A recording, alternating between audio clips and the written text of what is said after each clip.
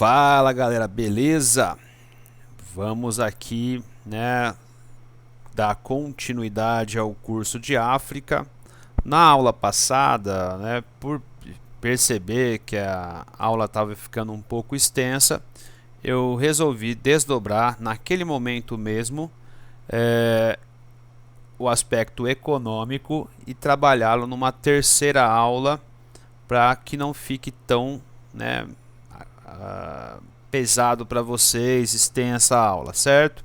Então, essa aqui era para ser, na apostila ela tá como complemento da aula 2, mas vamos trabalhar aqui para dar quebrar para ficar melhor, para entender, porque é um aspecto importante do nosso estudo, ok?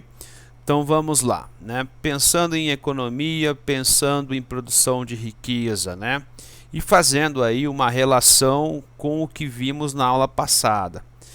Então, importante vocês lembrarem disso. Os países africanos, com raríssimas exceções, eles continuam atrelados a uma lógica colonial, principalmente na questão de exportação. Então, são países em que o setor primário da economia é o principal. Tirando África do Sul, tirando Nigéria, tirando mais alguns outros países aí, todos os países africanos são países de economia, que vai ter um desequilíbrio setorial.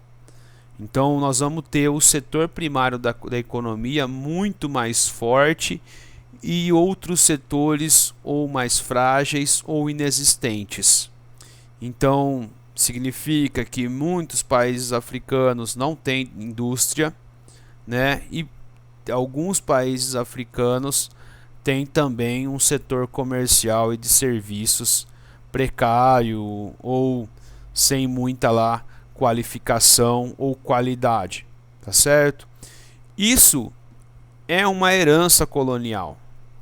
Então não se esqueçam que na aula passada nós vimos o que os europeus montaram a estrutura econômica dos africanos como uma extensão dos seus países, como lugares que deveriam fornecer matérias-primas, produtos tropicais, recursos energéticos para as metrópoles.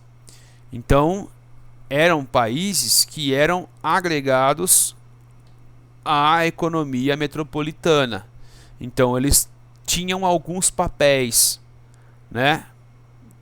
papéis estes que estão dentro do setor primário da economia, extrativismo, setor agrícola principalmente, dentro de uma divisão internacional, a maioria foi e ainda é fornecedora de matéria-prima e vegetal, recursos energéticos e tropicais. Qual que é o problema disso?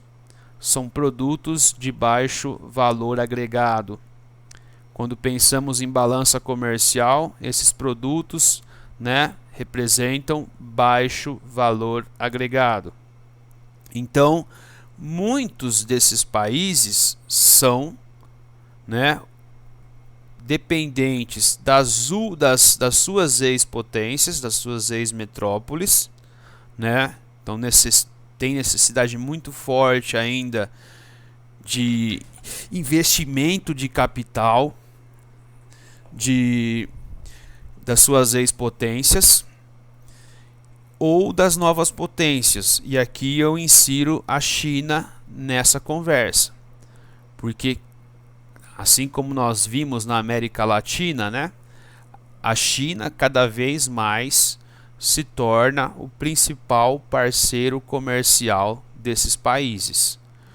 Então, são países que não conseguem superar a sua situação econômica e sofrem, daquilo que a gente chama sempre atenção, a deterioração dos termos de troca. Por quê? Porque produzem produtos de baixo valor agregado, tá certo? Veja aqui, esse mapinha está na apostila de vocês, seriam as riquezas do continente. Então, como eu disse, a África é um continente rico em recursos minerais e energéticos. Só que do ponto de vista socioeconômico, é um continente majoritariamente pobre. Percebam que todo tipo de riqueza mineral ou energética, ou pensando em riqueza de solo, existe na África. Né? A África apresenta inúmeras jazidas de petróleo, né? É um dos grandes produtores de petróleo mundial, alguns países, né? Aqui tentando localizar a produção de petróleo e gás, Argélia, Líbia, aqui na região ocidental, né, do Golfo da Guiné, Nigéria, Guiné são países produtores de petróleo, né? A Angola é um país importante na produção de petróleo, certo? Então, a África do Sul tem gigantescas jazidas de recursos metálicos. Então, é um continente que tem potencial econômico muito alto. O problema é, né, de um lado, a ausência de capitais e de outro, a questão da baixa qualificação da mão de obra. Então, por isso que nós temos, né, a industrialização de maneira muito pequena, né, acontecendo na África. Apenas na África do Sul, Nigéria, né, tirando, lógico, a questão petroquímica e alguns outros pequenos países. Tá certo? Então, esse é um dado de extrema relevância para que vocês guardem. Então, a África é importante? Sim, é importante, porque todos esses recursos minerais e energéticos são imprescindíveis no processo industrial. Então, já mostrei para vocês em algumas aulas passadas que o mineral para a bateria do iPhone é retirado aqui da República Democrática do Congo, ok?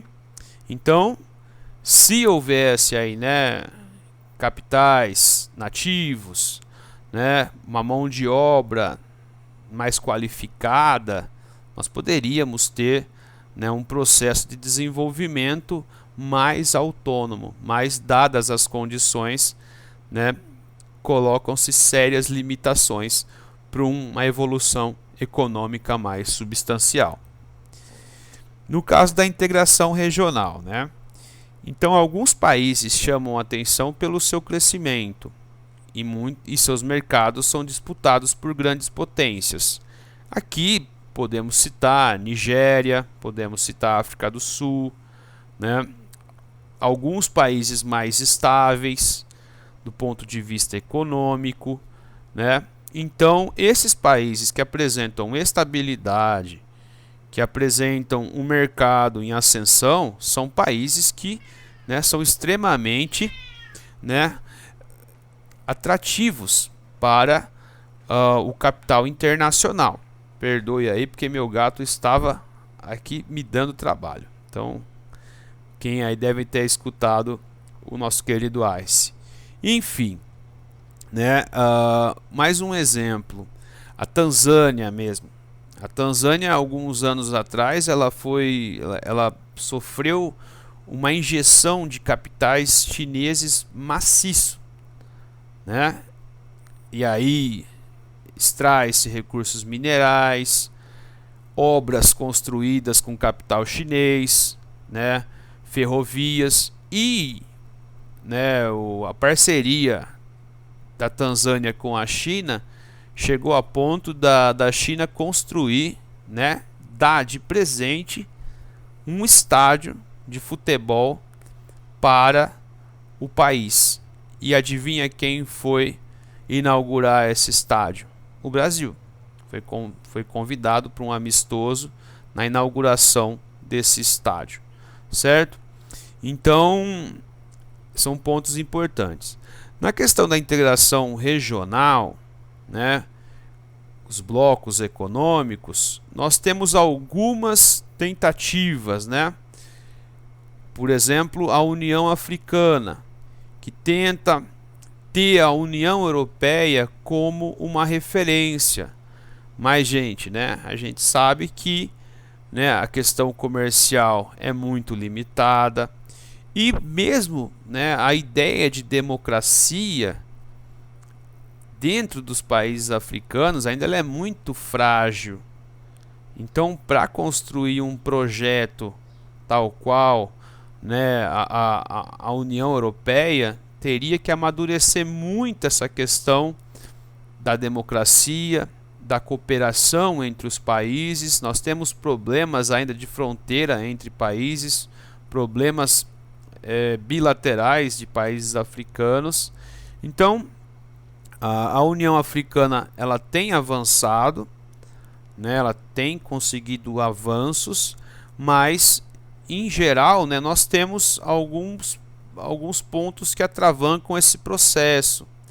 E aí nós temos a questão de conflitos armados, rivalidades étnicas, culturais, rivalidades religiosas, a questão da corrupção, a questão do autoritarismo, a pobreza, dentre daquele monte de coisas que nós falamos aí desde a primeira aula, tá certo?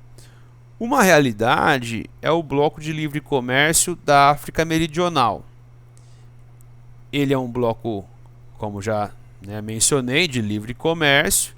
Ele vai dar abertura para livre circulação de bens, produtos, serviços, capitais, né, desses países que compõem a região sul da África, obviamente lideradas pela África do Sul, tá certo? Então,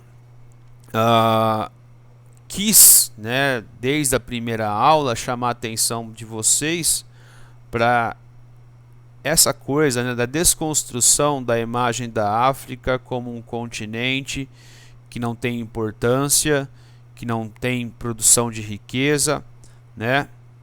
Então, espero que vocês tenham captado essa mensagem. A África tem evoluído, né? Mas a África tem que enfrentar muitos problemas, né? Nunca me esqueço de um texto que eu trabalhava há alguns anos atrás, um texto de 2014, um texto que o próprio John Kerry escreveu, né? Que era um dos braços direitos do Obama. Então, foi um texto para a África. E diria lá John Kerry, né? A África tem que rever certas posturas, né? Tipo, né, essa questão da corrupção, do autoritarismo, né? Alguns países existem leis anti-LGBT, são países homofóbicos, né? Países em que a lei pune o homossexualismo, né? Não respeita as liberdades individuais. Então isso tudo pesa, né, na relação comercial e econômica com o Ocidente, né? É um texto bem bacana que eu trabalhava com os alunos no passado aí. Valeu, galera, é mais ou menos isso, né, na questão econômica. Faltam apenas 2 aulas que vão trabalhar com a geopolítica e também com a África do Sul, um estudo de caso do apartheid. Beleza? Abração para vocês e até mais.